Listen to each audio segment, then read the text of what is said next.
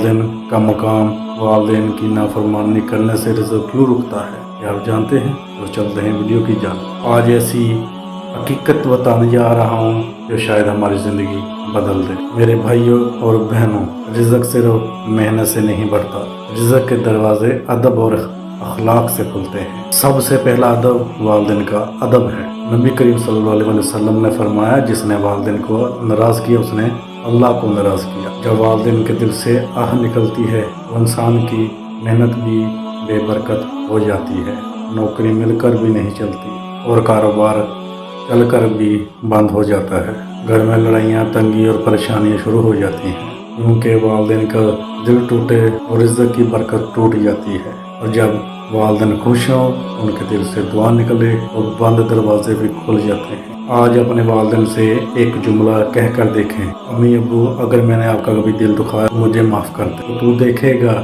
کہ اللہ کیسے رزق میں، مال میں برکت عطا کرتا ہے، وہ گر ہی نہیں پائے گا۔ اللہ وہاں سے نوازے گا یہاں تمہارا خیال بھی نہیں جائے گا۔ یا اللہ ہمارے والدین کی مغفرت فرما اور ان کی خدمت کرنے کی توفیق دے اور ہمارے رزق میں برکت عطا فرما، آمین۔